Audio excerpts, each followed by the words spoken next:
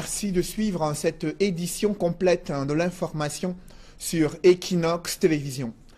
À moins d'une semaine de la deuxième visite de la mission d'inspection de la CAF au Cameroun, le Premier ministre a visité les chantiers et les infrastructures sportives en cours de construction dans la capitale économique du Cameroun. Philémon Yang a effectué une visite en catimini, bien loin du regard d'Equinox Télévision, interdite de mener des investigations sur les réalités observées dans la construction des chantiers et infrastructures sportives destinés à abriter la CAN 2019. Reportage Mitterrand Dame et Éric Martial Diomo. La presse privée indésirable pour Philémon Yang. Le Premier ministre a choisi de mettre à bonne distance les hommes de médias exerçant dans le privé. Ceci dans le cadre de la visite des chantiers de la Coupe d'Afrique des Nations 2019 à Douala. Ceci dans le cadre de la visite des chantiers de la Coupe d'Afrique des Nations 2019 à Douala. Une attitude rébarbative à valeur de sanctions et de musellement de cette presse indésirable en raison de ces peintures constantes de la situation réelle sur les chantiers. Et ceci sans fioriture. Alors que la deuxième mission d'inspection de la CAF est annoncée au Cameroun du 19 au 24 mars 2018, cette presse qui manque de chauvinisme tire la sonnette d'alarme depuis des lustres sur l'inertie observée dans plusieurs chantiers à Douala. Pendant le passage de la première mission d'inspection de la CAF, l'on avait observé un regain d'activité au stade Mbappé-Lépé, de Bonamoussadi et de la réunification. Après, plus rien, jusqu'à il y a de cela quelques jours, sur ces différents chantiers. Une arrivée des inspecteurs de la Confédération africaine de football qui a donc valeur de réveil, mais pour combien de temps avant une autre somnolence? Quel est le visage de la capitale économique qui doit abriter des matchs de cette CAN prévue en 2019 au Cameroun?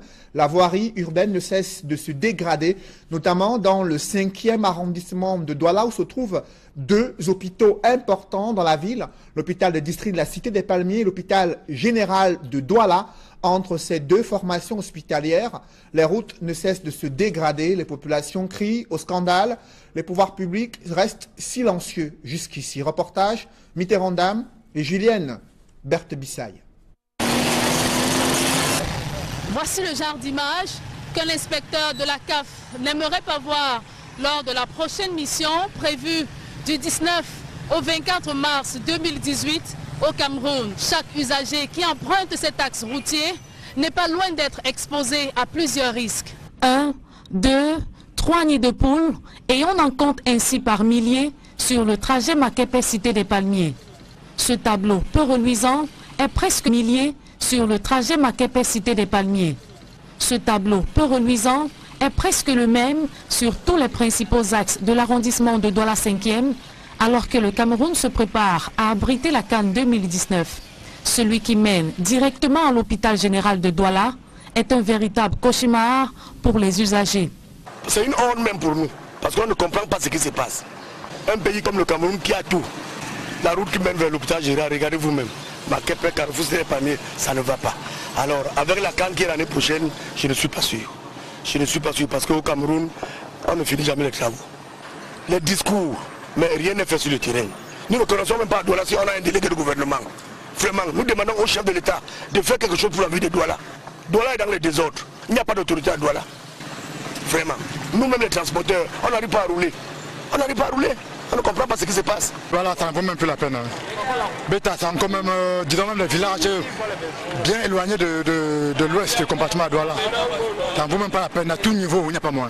L'état de la route, non, tout dégradé partout, oui, c'est un peu ça. Ces routes devenues accidentogènes ont également des répercussions sur la santé des usagers. Ça a beaucoup de conséquences. Le corps est cassé, les reins font mal et tout, bon. On doit faire comment? On est obligé de se porter comme ça. Comme à Douala 5e, les routes des autres unités administratives prennent un malin plaisir à jouer en défaveur de l'organisation de la CAN 2019 au Cameroun. Dans l'actualité, le gouvernement durcit le temps face aux multiples attaques perpétrées par des assaillants sur le théâtre de la crise anglophone, l'interdiction de circulation des motos taxis dans plusieurs départements et localités des régions anglophones, mais aussi un couvre-feu qui s'étend sur une durée jusqu'ici indéterminée. Pourtant, les attaques n'ont pas cessé sur le théâtre de la crise anglophone. On fait le point avec... Pourtant, les attaques n'ont pas cessé sur le théâtre de la crise anglophone. On fait le point avec Kedjara dans ce reportage.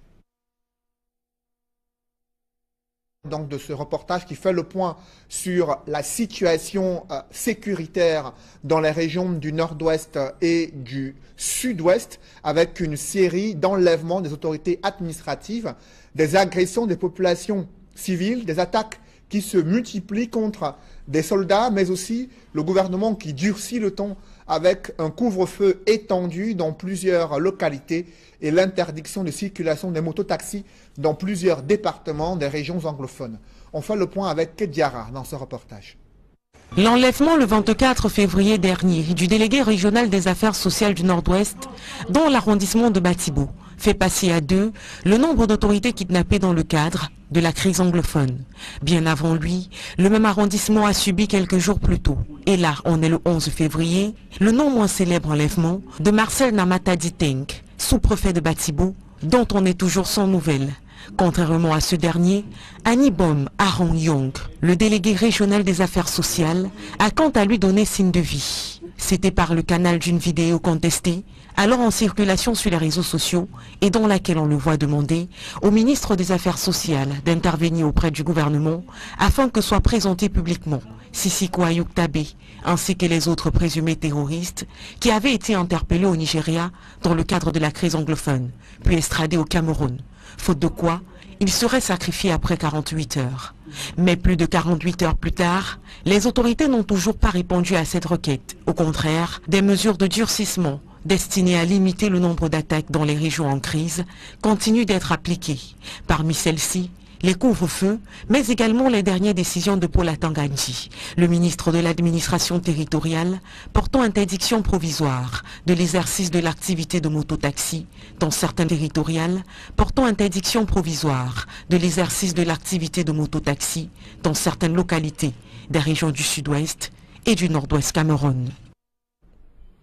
Certains Hébreux ont repris le service d'hygiène et de salubrité dans la capitale économique du Cameroun après une journée de vive tension observée hier lundi à la direction générale d'Isakam ici à Douala, une grogne sociale qui révèle un malaise profond au sein de cette entreprise et le directeur général Michel Ngapanou qui pointe un doigt accusateur sur le gouvernement. Malgré les prestations réalisées jusqu'ici, la montagne de factures impayées n'a pas encore été réglée. Du coup, cela affecte le fonctionnement et la gestion de cette entreprise. Reportage Séverin Tchouban et Flavien Valondongo. Des employés d'Isakam qui manifestent à l'entrée du siège de la société à Douala. Ils revendiquent 3 mois de salaire impayés, leur affiliation à la CNPS et d'autres mesures pour l'amélioration de leurs conditions de travail. On sait que c'est Isakam qui nous paie nos salaires. Ils ne veulent pas savoir qui est l'État, qui n'est pas l'État. Voilà ce que les ouvriers sont en train d'exprimer comme mécontentement. À côté, des tas d'immondices aux odeurs nauséabondes grossissent au jour le jour. Ainsi va Isakam. Cette société est en difficulté depuis janvier 2018. Pour mieux comprendre le problème, nous nous rendons à la direction générale de l'entreprise. Je dois reconnaître qu'hier, il y a eu un petit mouvement pour manifester l'insatisfaction dû au fait que nous n'avons pas pu régler les salaires de janvier. Mais depuis hier, c'est évident, la banque nous a accompagnés et ça a été fait. Il est question de programmer aussi celui de février et d'être à jour. C'est la signature de... Il est question de programmer aussi celui de février et d'être à jour. C'est la signature des conventions avec les partenaires est une annonce qui a prospéré. L'amélioration du parc automobile, annoncée à grand renfort de publicité en décembre 2017, n'est pas effective à ce jour. Sur le terrain, la situation perdure. C'est parce que les missions de l'entreprise, qui sont par exemple la collecte des ordures, peinent à être respectées. Certaines communautés urbaines, à l'instar de celle de Yaoundé, se sont prononcées sur la libéralisation du secteur. À Isakam, on pense que c'est une utopie, dans les conditions de récession économique actuelle. Le problème qui est posé, c'est le paiement régulier des prestations par nos clients. Je ne sais pas si en multipliant les opérateurs, on sera plus patient, on pourra attendre des mois et des mois, je ne sais pas. La ville de Douala génère par exemple près de 1500 tonnes d'ordures par jour. Et depuis quelque temps, l'entreprise affiche son incapacité à gérer du fait du non-paiement des factures par des partenaires, selon le directeur général. La difficulté est là, c'est au niveau de clients qui ne payent pas régulièrement. Vous êtes ce matin-là, la Banque européenne d'investissement est dans nos murs, c'est pour ça que vous voyez le drapeau, à nous accompagner pour que nous puissions aller au-delà, qu'on puisse produire de l'électricité à partir des déchets.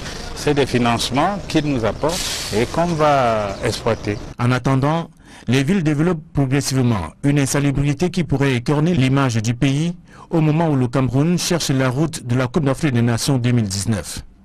Les objectifs de la création d'ISACAM en 1969, qui sont celles de la gestion des déchets entre autres, restent non atteints. Parlons à présent de la culture de cannabis. Elle prospère en toute illégalité dans plusieurs départements de la région de l'Ouest. La compagnie de gendarmerie de Foumban a détruit une exploitation de 2 hectares de cannabis. C'était le grenier d'un important trafic de stupéfiants et de drogue dans cette région du Cameroun. Dalastana, important trafic de stupéfiants et de drogue dans cette région du Cameroun. Dalastana, Raphaël Tchoko et bien sûr Jean-Paul Chouniat. Au cœur d'une savane boisée, des cultures à perte de vue, une plantation de cannabis à maturité qui attendait récolte pour être écoulée au marché noir des stupéfiants et autres drogues. J'ai été informé il y a 2 semaines de ce qu'un champ de cannabis se trouve ici, à la circonscription de Massaga. Je suis venu prendre le commandant de brigade pour qu'on vienne reconnaître les lieux. Et je me suis rendu compte que le champ s'étendait sur environ 2 hectares. La mission de capturer morts ou vifs les éventuels exploitants de ce champ était confiée à la brigade du coin et 2 semaines à l'affût, pas l'ombre d'une silhouette humaine dans la plantation. Pour stopper une cargaison de trop sur le marché, le procureur de la République, le commandant de compagnie et tous ses éléments au four et au moulin pour détruire l'exploitation. Voyant donc 2 semaines passées, il n'a pas pu. Je me suis dit qu'il était louable de détruire ce qu'il a fait pour les décourager. Il y a une telle quantité de cannabis qui arrive sur le marché. Vous pouvez imaginer les dégâts que ça peut causer au sein de la population, surtout jeunes. Vous avez le phénomène des élèves qui consomment de plus en plus de drogue. Et vous savez qu'une jeunesse qui se drogue ne garantit pas forcément un avenir meilleur pour notre pays. Nous devons combattre la culture du cannabis dans le Noun. Sur cette prise, le patron de la gendarmerie nationale dans le Noun recommande aux populations de coopérer avec les forces de maintien de l'ordre pour éradiquer la grande criminalité dans tout le département. La nouvelle vient de tomber, un grave accident de la circulation survenu au lieu dit Boumniébel, précisément au lieu dit la circulation survenue au lieu dit Boumniébel, précisément au lieu dit Mam, à une quinzaine de kilomètres de Boumniébel. À l'origine, collision entre un camion gros porteur et un bus d'une agence de voyage. De nombreux blessés, les secours qui s'organisent en ce moment, la circulation qui est suspendue et interrompue, perturbée également entre Douala et Yaoundé, non loin de Boumniébel, selon les informations qui nous parviennent à l'instant. Nous y reviendrons certainement au cours de nos prochaines éditions. Il y a un profond désaccord entre le gouvernement et le secteur privé au sujet de la dette publique antérieure, alors que les opérateurs économiques l'évaluent à environ 700 milliards de francs CFA. Le gouvernement refuse de se prononcer jusqu'ici, 3 mois après la promesse présidentielle de régler cette dette. Le nouveau ministre des Finances, Luc-Paul Motazé, estime qu'il faut d'abord évaluer la dette antérieure avant de penser à un échéancier. C'est dans le cadre de ces profonds désaccords que s'est tenue la conférence, la plateforme entre le secteur privé et le secteur public, le Cameroun Business Forum. Évocation avec Innocent Abega et Donald Brice Kamgan. Au moins 750 milliards de francs CFA, chiffre non encore mis à jour. C'est le montant qu'avancent les opérateurs économiques au titre de la dette due aux petites et moyennes entreprises par le gouvernement.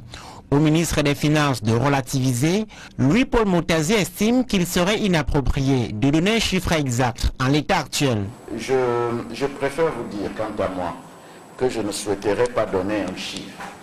Parce que vous le savez, le ministère des Finances a lancé un audit sur la dette de l'État vis-à-vis du secteur privé. L'audit qu'évoque le ministre permettra, explique-t-il, d'étudier les contours de cette dette, son montant réel ainsi que les modalités de remboursement. 2 mois sont passés depuis la promesse de dette, son montant réel ainsi que les modalités de remboursement. 2 mois sont passés depuis la promesse du chef de l'État en décembre 2017 d'apurer la Douaze. L'une des recommandations du 9e Cameroun Business Forum est l'accélération du processus, échéance arrêtée à Douala, juin 2018. Si les opérateurs économiques attendent fermement, ils se disent asphyxiés par le poids des charges et le manque à gagner.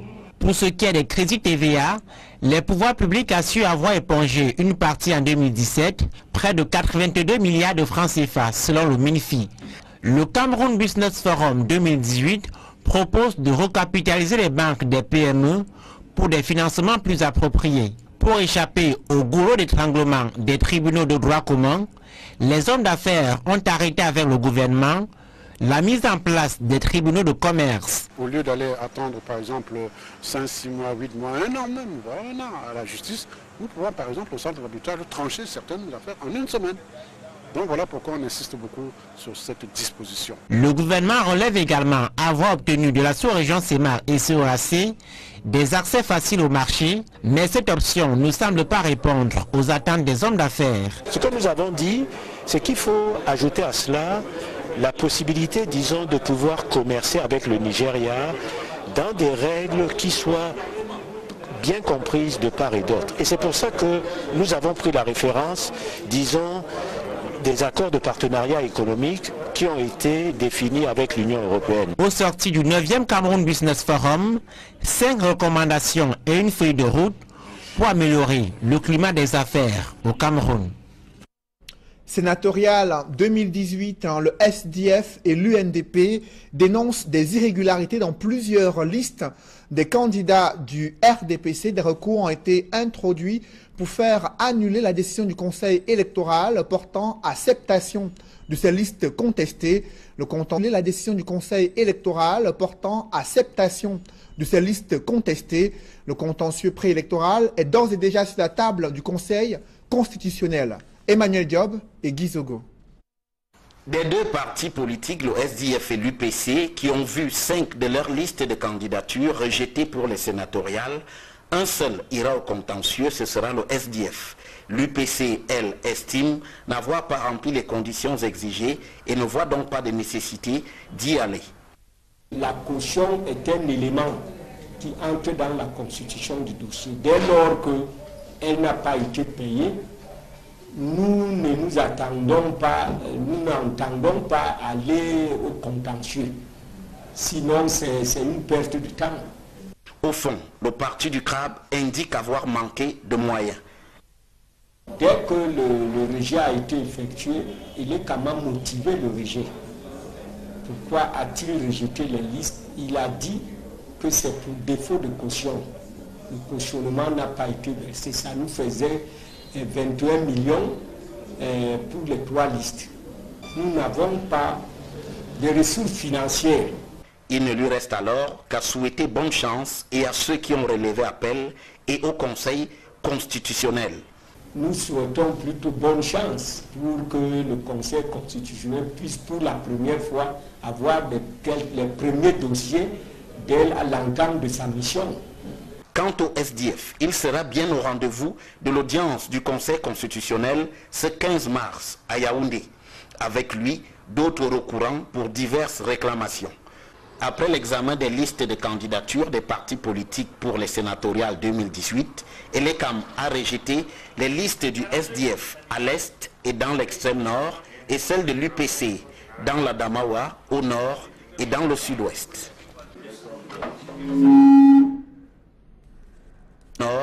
et dans le sud-ouest. L'ENAM, l'École nationale d'administration et de magistrature, est-elle devenue la bête noire des ministres de la fonction publique au Cameroun? Après des scandales de tripatouillage, des résultats du dernier concours d'entrée à l'ENAM, un bras de fer engagé entre la tutelle administrative et cette école s'est soldé par le limogeage du ministre Michel-Ange Angouin du gouvernement. Son remplaçant, qui est Joseph Lé, s'est rendu dans cette école pour désamorcer les tensions et présenter une nouvelle approche managériale pour l'obtention de meilleurs résultats plus transparents dans cette école d'administration et de magistrature. Joël Essengue et Marcelin Gansop. C'est un homme de paix que Joseph Lé est arrivé à l'ENAM, 11 jours après sa nomination comme ministre de la fonction publique et de la réforme administrative. Je suis un frère, je suis un ami qui veut travailler en étroite collaboration, en parfaite synergie avec tout le monde. Si demain nous devons faire le buzz dans les réseaux sociaux, ça doit être un buzz positif. Parce que nous aurions réussi à faire bouger les lignes dans le même sens. Les relations entre son prédécesseur et le directeur général de cette école ont alimenté et fait les choux gras de la presse et des réseaux sociaux. Il est temps, selon Joseph Lé, de tourner cette triste page. Nous avons des textes qui organisent le travail de chacun d'entre nous. Appuyons-nous sur ces textes et voyons ce que nous pouvons faire. Il peut aussi arriver qu'un aspect de ces textes soit susceptible de créer une mésentente, une divergence. Mais les textes sont faits par des hommes. Et c'est les hommes qui sont chargés de les appliquer. Il faudrait que nous essayions toujours, chaque fois que nous sommes butés à une difficulté, il faudrait que nous essayions toujours, chaque fois que nous sommes butés à une difficulté, de nous asseoir autour d'une table et de trouver la solution. J'essaie de voir les choses le plus simplement du monde. La vie est déjà très compliquée, ne la compliquons pas davantage. Et je crois que c'est comme ça que nous pourrons aller de l'avant. Des propos corroborés par le directeur général de l'ENAM. Nous ne prêtons pas attention à ce qui a été dit sur la place publique. Il y a une sérénité, il y a une collaboration franche qui existe.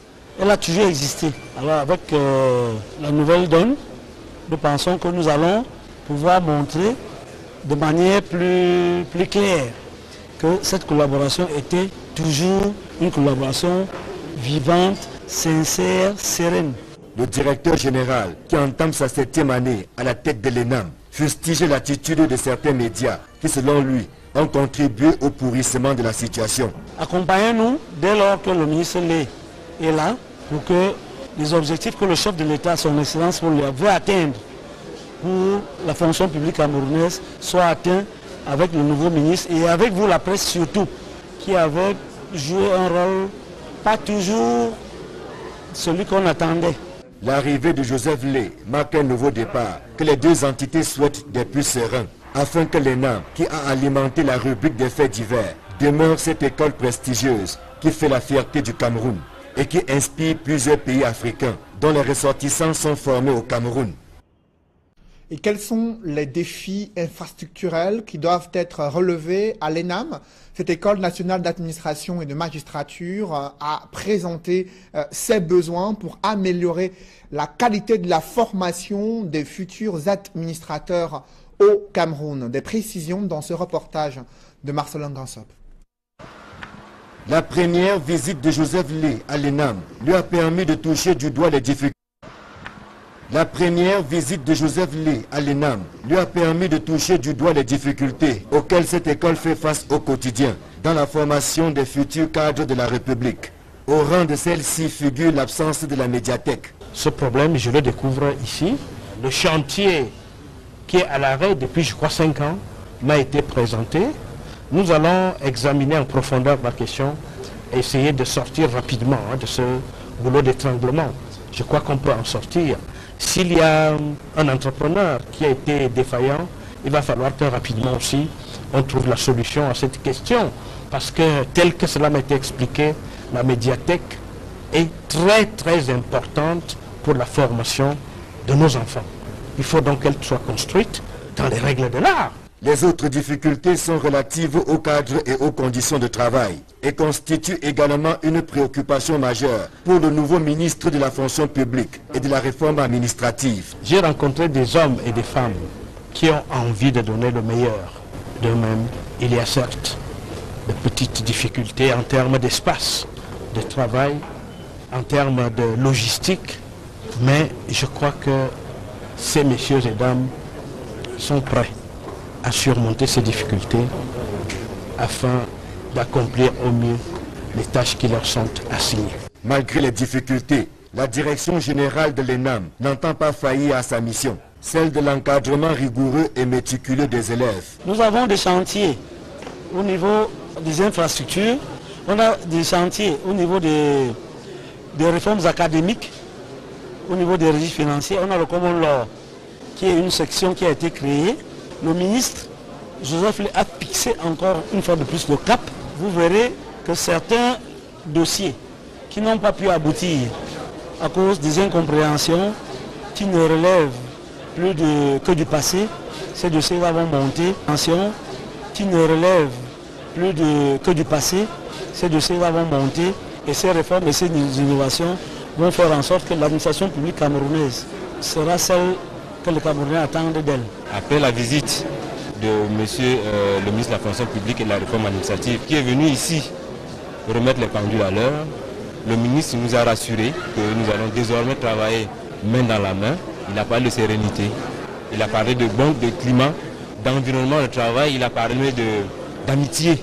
Le ministre a fixé le cap, nous allons suivre et nous ne demandons qu'à travailler. La direction générale de l'ENAM est d'autant plus rassurée que certains dossiers qui sont restés bloqués jusqu'ici vont connaître incessamment une suite heureuse.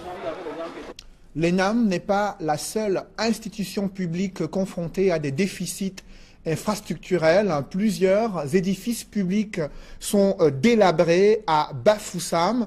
Un projet de construction d'une nouvelle préfecture n'a pas été réalisé jusqu'ici. Des soupçons de détournement de fonds pèsent dans la capitale régionale de l'Ouest. Reportage d'Alastana et Jean-Paul Chouniat. Un concours régional des édifices publics les plus beaux, le commissariat de sécurité publique du 1er arrondissement de Bafoussam serait à n'en point douter le plus délabré, le plus vétuste, le plus crasseux et même le plus moche des bâtiments abritant des services publics. Y entrer comme nous avons fait l'expérience par un jour de pluie, l'usager devrait se munir d'un parapluie. Plus besoin de s'interroger dans quelles conditions travaillent les fonctionnaires de police d'un commissariat sans toilette. D'un commissariat à un autre, voici celui du 2e arrondissement. La promiscuité se passe de tout commentaire. La réalité des lieux n'a rien du vrai visage d'un commissariat normal, plutôt une case d'habitation. Ici, policiers et usagers à l'étroit se marchent sur les pieds. En saison de pluie, l'étanchéité de la toiture est à rude épreuve. S'emparche sur les pieds. En saison de pluie, l'étanchéité de la toiture est à rude épreuve. Sans parking ni fourrière, véhicules et motocyclettes retenus sont pêle-mêle dans la petite cour et la chaussée. Et pour les commissariats du 3e et du 4e arrondissement, pas la peine de présenter des patates de même billon. Dans le tour du propriétaire, le tribunal administratif de Bafoussam, une de ces vieilles bâtisses, dont le seul état poussiéreux de sa barrière en tôle, renseigne à suffisance la vétusté et la promiscuité des lieux. Les autres détails se passent de tout commentaire. La star des stars dans ce concours régional de délabrement, c'est la sous-préfecture de Bafoussam 3e à Bamungum, modélée sur une architecture de l'ancien temps. Fonctionnaires et autres agents de l'État y travaillent sans le moindre confort des constructions modernes. Autre bâtisse qui bouscule une place dans ce concours d'immeubles les plus vétustes, la sous-préfecture de Bafoussam 1er et la préfecture de la MIFI. L'imposante case coloniale du plateau administratif croulant sous le poids de l'âge ne répond plus aux besoins de l'heure. Depuis des lustres donc, le personnel de ces deux services publics meurt d'impatience d'intégrer les nouveaux locaux au quartier Toquette. Mais le majestueux édifice somnole encore dans la broussaille depuis l'arrêt des travaux pour défaut d'argent ayant pris une trajectoire inconnue, révèlent nos sources. Lancé en 2014 pour un délai d'exécution de 4 mois, voilà déjà 4 ans que les travaux durent et le public attend toujours sa nouvelle préfecture.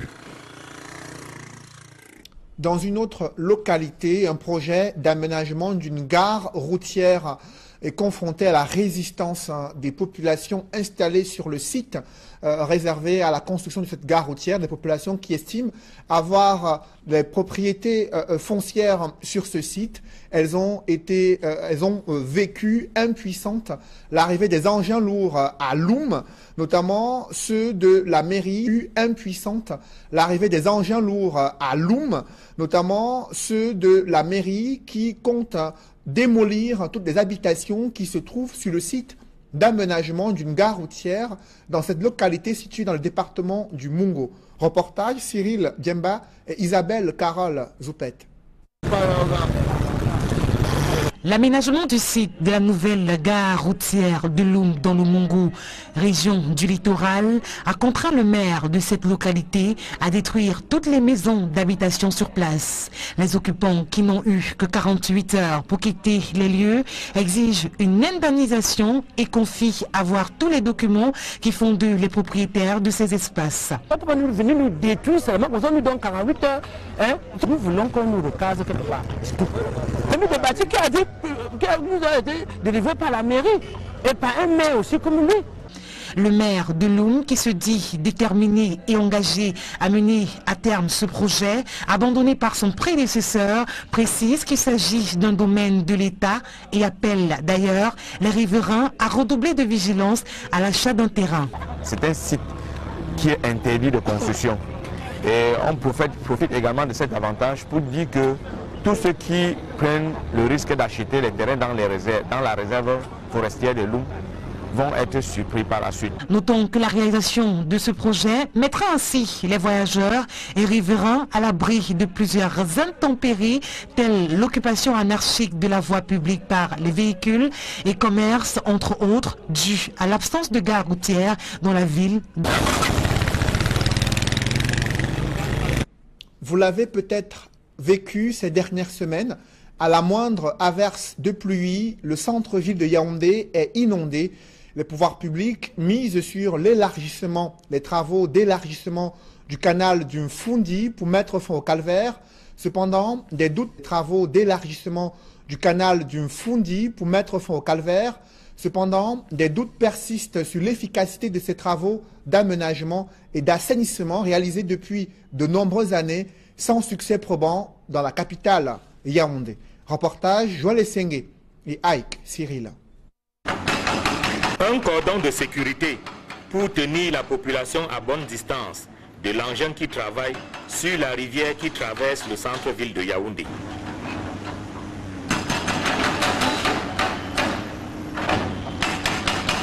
En l'absence des responsables de l'entreprise chinoise qui mène les travaux, l'on apprend qu'il est question d'élargir le canal du Mfundi, rivière qui cause des misères aux habitants de Yaoundé lorsque la pluie s'abat sur la cité capitale.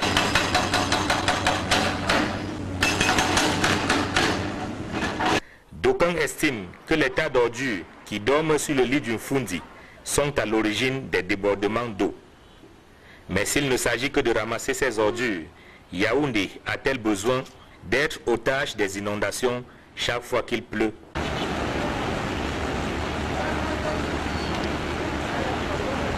Les travaux sur le Mfundi, en plein cœur de Yaoundé, ne datent pas d'aujourd'hui.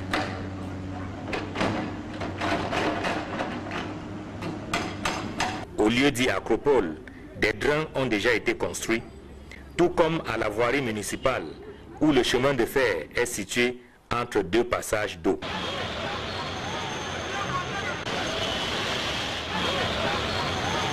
Les ordures accrochées aux drains rappellent aux visiteurs que c'est à ce niveau que l'eau monte habituellement. Ce énième élargissement du canal du Mfundi suffira-t-il à résoudre définitivement le problème des inondations en plein cœur de Yaoundé? Bien malin qui pourrait répondre à cette question. En plein cœur de Yaoundé, bien malin qui pourrait répondre à cette question. Un public reportage dans ce journal, la société anonyme des brasseries du Cameroun célèbre ces femmes. C'était à l'occasion de la journée internationale des droits des femmes. Les femmes des brasseries, affectueusement appelées Femmes Lionnes, ont valablement représenté leur entreprise au cours des différentes festivités et activités organisées dans les principales villes du Cameroun. Reportage. Les femmes de la Société anonyme des brasseries du Cameroun sont à l'honneur ce 8 mars 2018, jour de célébration de la femme. Belles dans leur tenue, ces femmes lionnes ont massivement représenté leur entreprise à la traditionnelle parade présidée par Chantal Biya. Un moment de communion qui s'est soldé par des réjouissances en nul autre pareil. C'est un grand sentiment de fierté. Fierté parce que nous, en tant que femmes de SABC, nous sommes fiers d'avoir représenté notre entreprise à cette 33e édition de la Journée internationale de la femme. Au-delà d'une fête, c'est l'occasion pour nous de célébrer toutes les victoires que les femmes ont eues depuis la nuit des temps dans le difficile combat pour leurs droits. Le directeur général du groupe SABC, présent aux festivités tenues à Douala, a primé quelques femmes de valeur.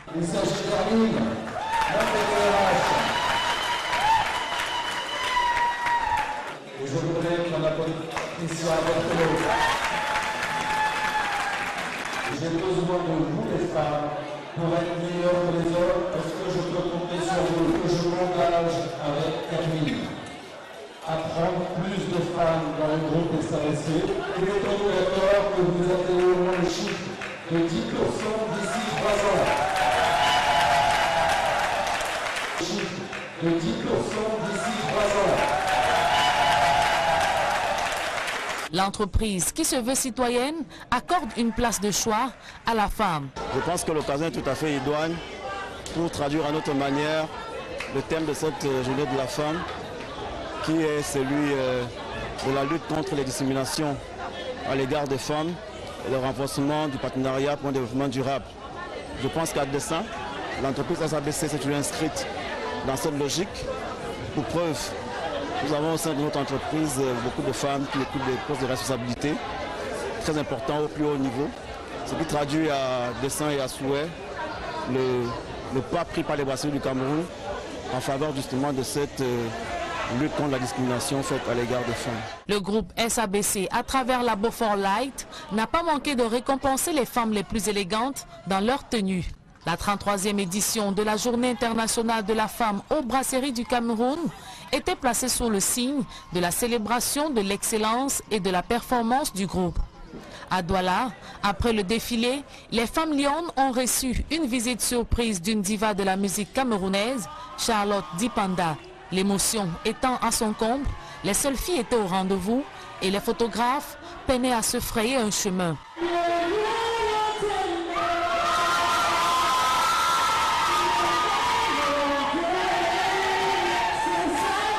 Les festivités qui ont également été marquées par le concours de la meilleure tenue se sont achevées par un brin musical. D'autres femmes ont droit à la parole ce soir. C'est l'émission Parole de femmes qui interviendra juste après cette édition du 20h, émission présentée par Julingue Nyondé. Mesdames, Messieurs, c'est la fin de ce journal. Merci de l'avoir suivi. Je vous souhaite une bonne soirée sur cette même antenne. De la crise anglophone. On fait le point avec Kate Diarra dans ce reportage. Donc de ce reportage qui fait le point sur la situation sécuritaire dans les régions du nord-ouest et du sud-ouest, avec une série d'enlèvements des autorités administratives, des agressions des populations civiles, des attaques qui se multiplient contre des soldats, mais aussi le gouvernement qui durcit le ton avec un couvre-feu étendu dans plusieurs localités et l'interdiction de circulation des mototaxis dans plusieurs départements des régions anglophones. On fait le point avec Kate Diarra dans ce reportage. L'enlèvement le 24 février dernier du délégué régional des affaires sociales du Nord-Ouest dans l'arrondissement de Batibou fait passer à 2 le nombre d'autorités kidnappées dans le cadre de la crise anglophone. Bien avant lui, le même arrondissement a subi quelques jours plus tôt. Et là, on est le 11 février, le non moins célèbre enlèvement de Marcel Namata Diteng, sous-préfet de Batibou, dont on est toujours sans nouvelles.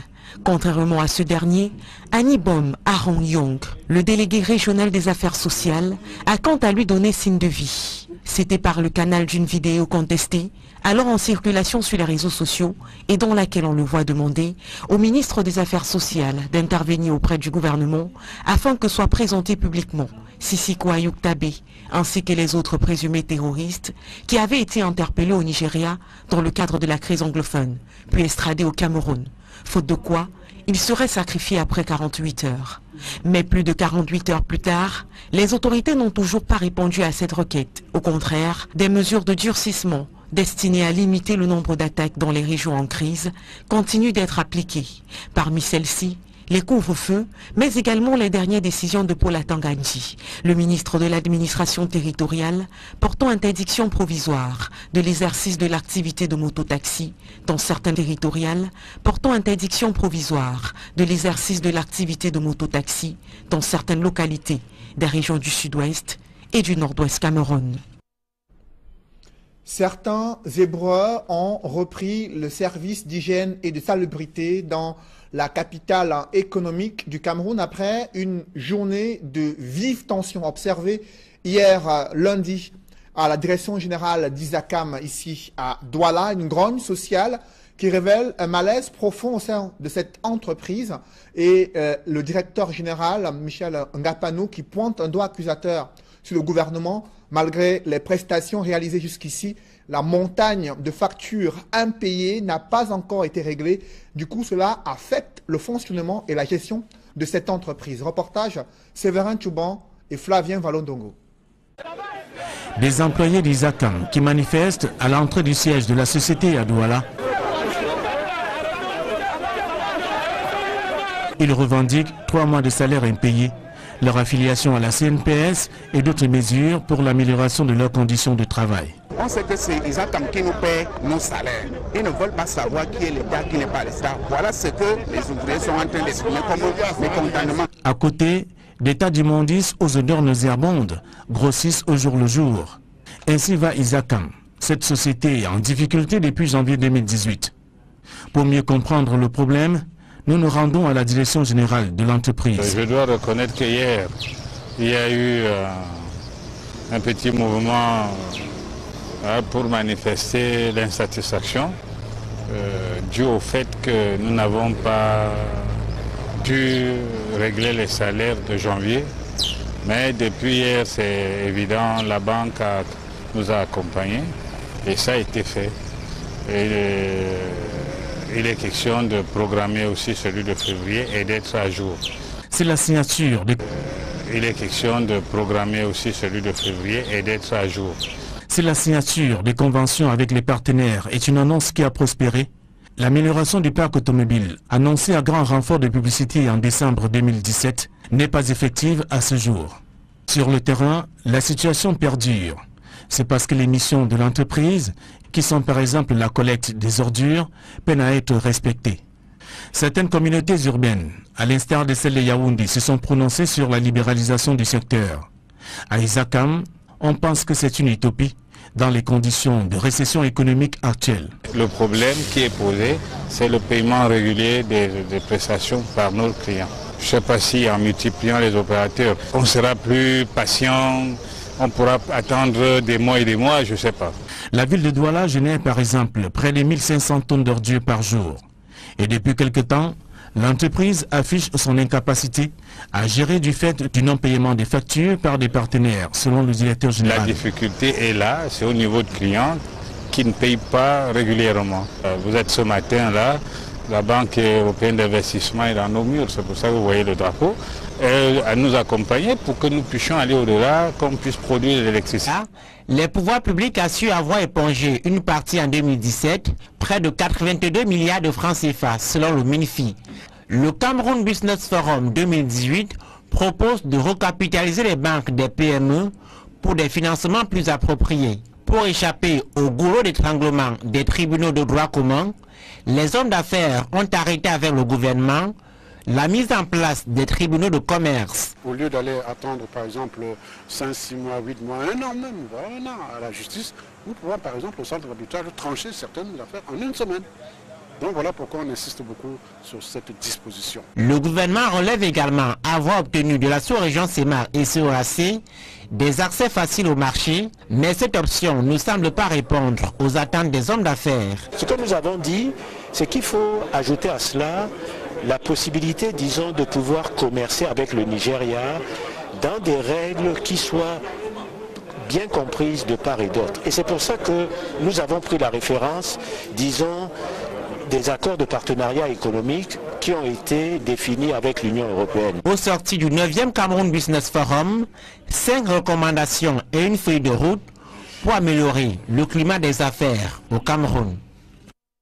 Sénatorial 2018, le SDF et l'UNDP dénoncent des irrégularités dans plusieurs listes des candidats du RDPC. Des recours ont été introduits pour faire annuler la décision du Conseil électoral portant acceptation de ces listes contestées. Le contentieux, la décision du Conseil électoral portant acceptation de ces listes contestées. Le contentieux préélectoral est d'ores et déjà sur la table du Conseil constitutionnel. Emmanuel Diop et Guy Zogo. Des deux partis politiques, le SDF et l'UPC, qui ont vu 5 de leurs listes de candidatures rejetées pour les sénatoriales, un seul ira au contentieux, ce sera le SDF. L'UPC, elle, estime n'avoir pas rempli les conditions exigées et ne voit donc pas de nécessité d'y aller. La caution est un élément qui entre dans la constitution du dossier. Dès lors qu'elle n'a pas été payée, nous ne nous attendons pas, nous n'entendons pas aller au contentieux. Sinon, c'est une perte de temps.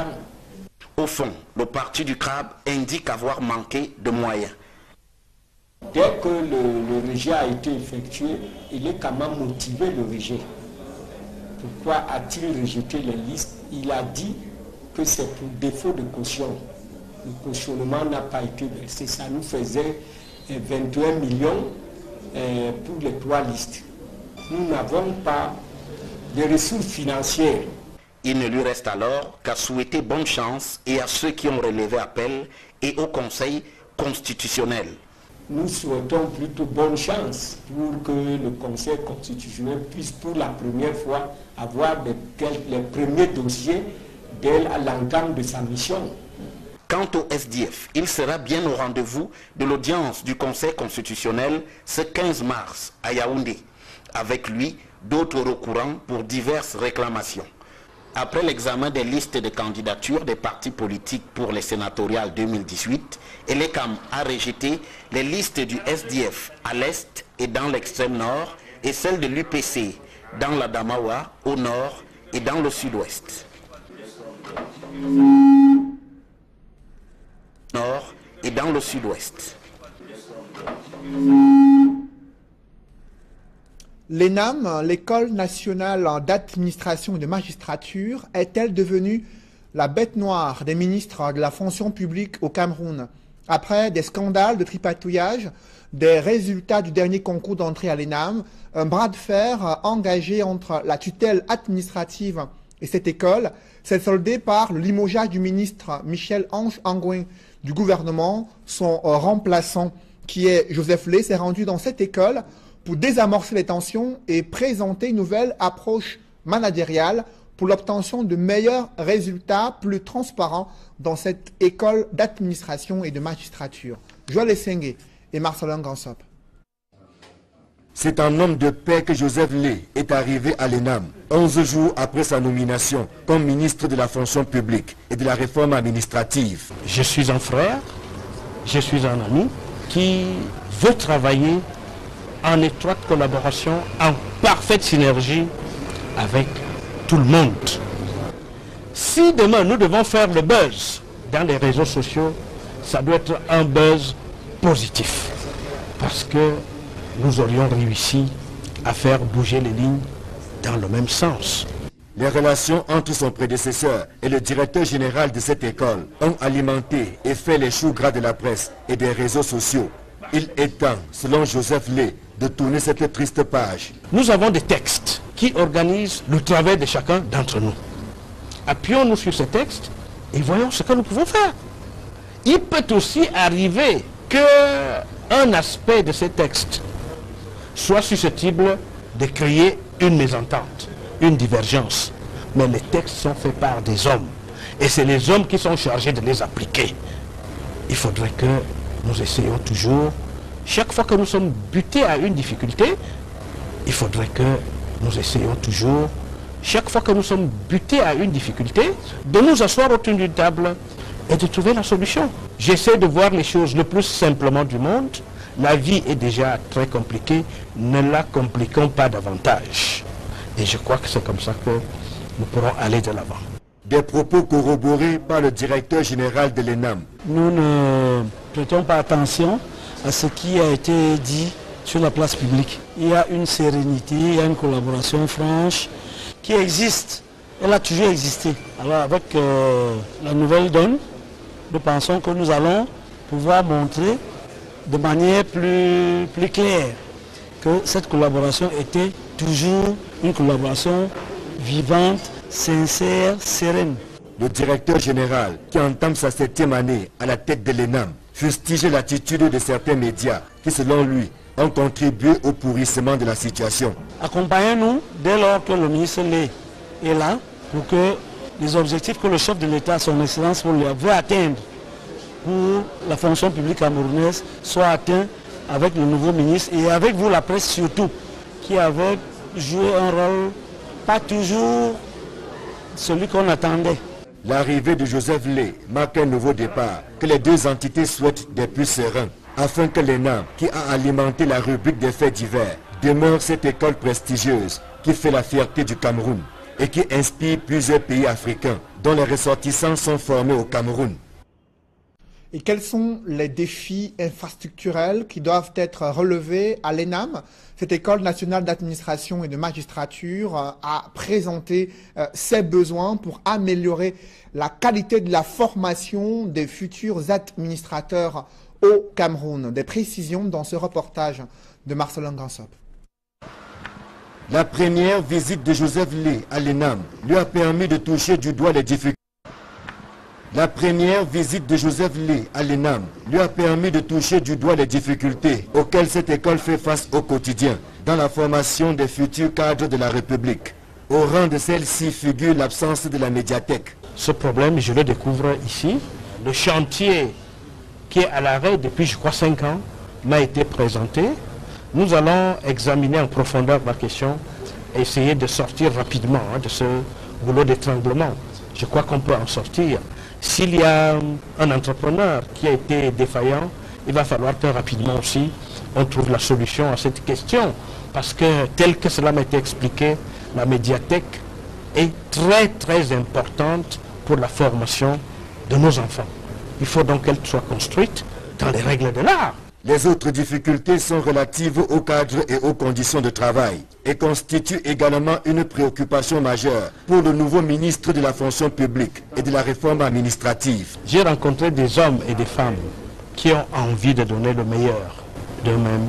Il y a certes de petites difficultés en termes d'espace de travail, en termes de logistique, mais je crois que ces messieurs et dames sont prêts à surmonter ces difficultés afin d'accomplir au mieux les tâches qui leur sont assignées. Malgré les difficultés, la direction générale de l'ENAM n'entend pas faillir à sa mission, celle de l'encadrement rigoureux et méticuleux des élèves. Nous avons des chantiers au niveau des infrastructures, on a des chantiers au niveau des réformes académiques, au niveau des registres financiers, on a le Common Law qui est une section qui a été créée. Le ministre Joseph Lé a fixé encore une fois de plus le cap. Vous verrez que certains dossiers qui n'ont pas pu aboutir à cause des incompréhensions, qui ne relèvent plus que du passé, ces dossiers vont monter. Qui ne relèvent plus que du passé, ces dossiers vont monter et ces réformes et ces innovations vont faire en sorte que l'administration publique camerounaise sera celle que les Camerounais attendent d'elle. Après la visite de monsieur le ministre de la fonction publique et de la réforme administrative qui est venu ici remettre les pendules à l'heure, le ministre nous a rassuré que nous allons désormais travailler main dans la main. Il a parlé de sérénité, il a parlé de climat, d'environnement de travail, il a parlé d'amitié. Le ministre a fixé le cap, nous allons suivre et nous ne demandons qu'à travailler. La direction générale de l'ENAM est d'autant plus rassurée que certains dossiers qui sont restés bloqués jusqu'ici vont connaître incessamment une suite heureuse. L'ENAM n'est pas la seule institution. C'était à partir des déchets, c'est des financements qu'ils nous apportent et qu'on va exploiter. En attendant, les villes développent progressivement une insalubrité qui pourrait écorner l'image du pays au moment où le Cameroun cherche la route de la Coupe d'Afrique des Nations 2019. Les objectifs de la création d'ISACAM en 1969, qui sont celles de la gestion des déchets entre autres, restent non atteints. Parlons à présent de la culture de cannabis. Elle prospère en toute illégalité dans plusieurs départements de la région de l'Ouest. La compagnie de gendarmerie de Fumban a détruit une exploitation de 2 hectares de cannabis. C'était le grenier d'un important trafic de stupéfiants et de drogue dans cette région du Cameroun. D'Alaskana, important trafic de stupéfiants et de drogue dans cette région du Cameroun. D'Alaskana, Raphaël Tchoko et bien sûr Jean-Paul Chouniat. Au cœur d'une savane boisée, des cultures à perte de vue, une plantation de cannabis à maturité qui attendait récolte pour être écoulée au marché noir des stupéfiants et autres drogues. J'ai été informé il y a 2 semaines de ce qu'un champ de cannabis se trouve ici, à la circonscription de Massaga. Je suis venu prendre le commandant de brigade pour qu'on vienne reconnaître les lieux. Et je me suis rendu compte que le champ s'étendait sur environ 2 hectares. La mission de capturer morts ou vifs les éventuels exploitants de ce champ était confiée à la brigade du coin et 2 semaines à l'affût, pas l'ombre d'une silhouette humaine dans la plantation. Pour stopper une cargaison de trop sur le marché, le procureur de la République, le commandant de compagnie et tous ses éléments au four et au moulin pour détruire l'exploitation. Voilà donc 2 semaines passées, il n'a pas pu. Je me suis dit qu'il était louable de détruire ce qu'il lui a fait pour les décourager. Il y a une telle quantité de cannabis qui arrive sur le marché. Vous pouvez imaginer les dégâts que ça peut causer au sein de la population, surtout jeunes. Vous avez le phénomène des élèves qui consomment de plus en plus de drogue. Et vous savez qu'une jeunesse qui se drogue ne garantit pas forcément un avenir meilleur pour notre pays. Nous devons combattre la culture du cannabis dans le Noun. Sur cette prise, le patron de la gendarmerie nationale dans le Noun recommande aux populations de coopérer avec les forces de maintien de l'ordre pour éradiquer la grande criminalité dans tout le département. La nouvelle vient de tomber, un grave accident de la circulation survenu au lieu dit Boumniébel, précisément au lieu dit la circulation survenue au lieu dit Boumniébel, précisément au lieu dit Mam, à une quinzaine de kilomètres de Boumniébel. À l'origine, collision entre un camion gros porteur et un bus d'une agence de voyage.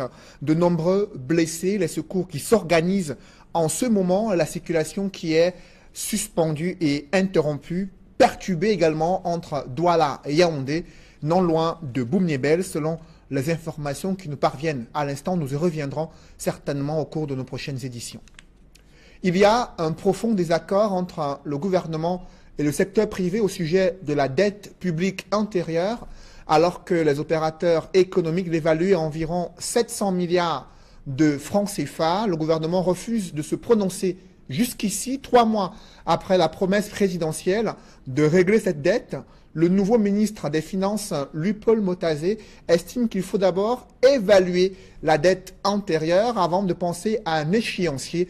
C'est dans le cadre de ces profonds désaccords que s'est tenue la conférence, la plateforme entre le secteur privé et le secteur public, le Cameroun Business Forum. Évocation avec Innocent Abega et Donald Brice Kamgan.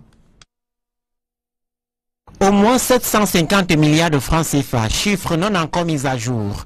C'est le montant qu'avancent les opérateurs économiques au titre de la dette due aux petites et moyennes entreprises par le gouvernement. Au ministre des Finances de relativiser, Louis-Paul Motazé estime qu'il serait inapproprié de donner un chiffre exact en l'état actuel. Je préfère vous dire, quant à moi, que je ne souhaiterais pas donner un chiffre. Parce que vous le savez, le ministère des Finances a lancé un audit.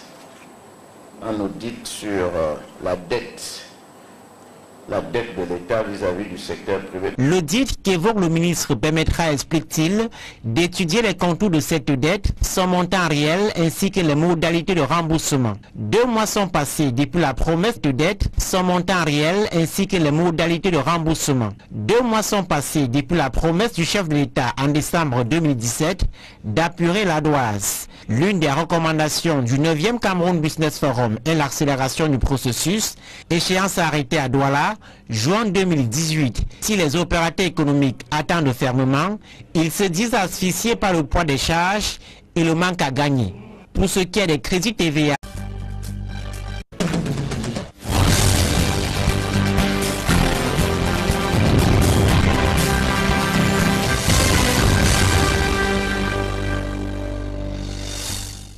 Merci de suivre cette édition complète de l'information sur Equinox Télévision.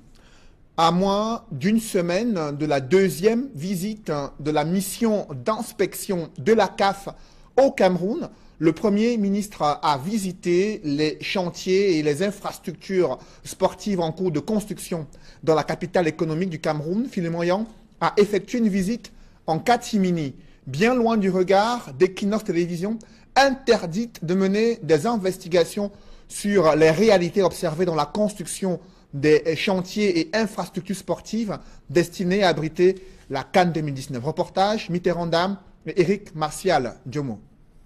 La presse privée indésirable pour Philémon Yang.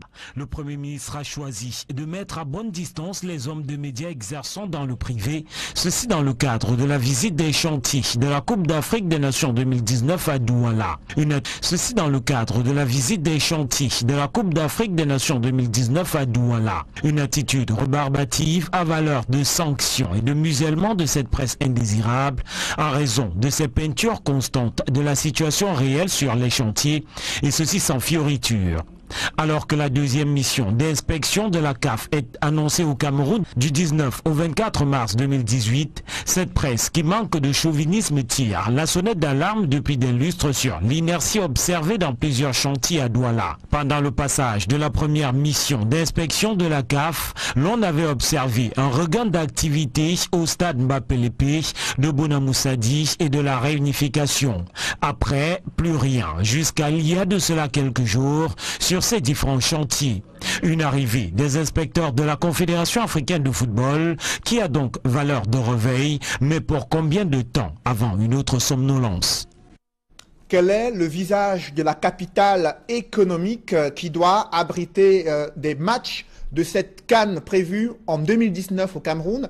La voirie urbaine ne cesse de se dégrader, notamment dans le 5e arrondissement de Douala où se trouvent 2 hôpitaux importants dans la ville, l'hôpital de district de la Cité des Palmiers et l'hôpital général de Douala. Entre ces 2 formations hospitalières, les routes ne cessent de se dégrader, les populations crient au scandale, les pouvoirs publics restent silencieux jusqu'ici. Reportage Mitterrand Dam et Julienne Berthe-Bissaille. Voici le genre d'image qu'un inspecteur de la CAF n'aimerait pas voir lors de la prochaine mission prévue du 19 au 24 mars 2018 au Cameroun. Chaque usager qui emprunte cet axe routier n'est pas loin d'être exposé à plusieurs risques. 1, 2, 3 nids de poules et on en compte ainsi par milliers sur le trajet Makepe-Cité des Palmiers. Ce tableau peu reluisant est presque millier sur le trajet Makepe-Cité des Palmiers. Ce tableau peu reluisant est presque le même sur tous les principaux axes de l'arrondissement de Douala 5e, alors que le Cameroun se prépare à abriter la CAN 2019. Celui qui mène directement à l'hôpital général de Douala est un véritable cauchemar pour les usagers. C'est une honte même pour nous, parce qu'on ne comprend pas ce qui se passe. Un pays comme le Cameroun qui a tout, la route qui mène vers l'hôpital général, regardez vous-même, Makepe, Carrefour, Cité des Palmiers, ça ne va pas. Alors, avec la CAN qui est l'année prochaine, je ne suis pas sûr. Je ne suis pas sûr parce qu'au Cameroun, on ne finit jamais les travaux. Les discours, mais rien n'est fait sur le terrain. Nous ne connaissons même pas Douala si on a un délégué de gouvernement. Vraiment, nous demandons au chef de l'État de faire quelque chose pour la vie de Douala. Douala est dans les désordres. Il n'y a pas d'autorité à Douala. Vraiment. Nous-mêmes les transporteurs, on n'arrive pas à rouler. On n'arrive pas à rouler. On ne comprend pas ce qui se passe. Voilà, ça ne vaut même plus la peine. Beta, c'est encore même, disons même les villages bien éloignés de l'ouest du compartiment à Douala. Ça ne vaut même pas la peine, à tout niveau, il n'y a pas moins. L'état de la route, non, tout dégradé partout, oui, c'est un peu ça. Ces routes, devenues accidentogènes, ont également des répercussions sur la santé des usagers. Ça a beaucoup de conséquences. Le corps est cassé, les reins font mal et tout, bon. On doit faire comment? On est obligé de se porter comme ça. Comme à Douala 5e, les routes des autres unités administratives prennent malin plaisir à jouer en défaveur de l'organisation de la CAN 2019 au Cameroun. Dans l'actualité, le gouvernement durcit le ton face aux multiples attaques perpétrées par des assaillants sur le théâtre de la crise anglophone, l'interdiction de circulation des motos-taxis dans plusieurs départements et localités des régions anglophones, mais aussi un couvre-feu qui s'étend sur une durée jusqu'ici indéterminée. Pourtant, les attaques n'ont pas cessé sur le théâtre de la crise anglophone. On fait le point avec... Pourtant, les attaques n'ont pas cessé sur le théâtre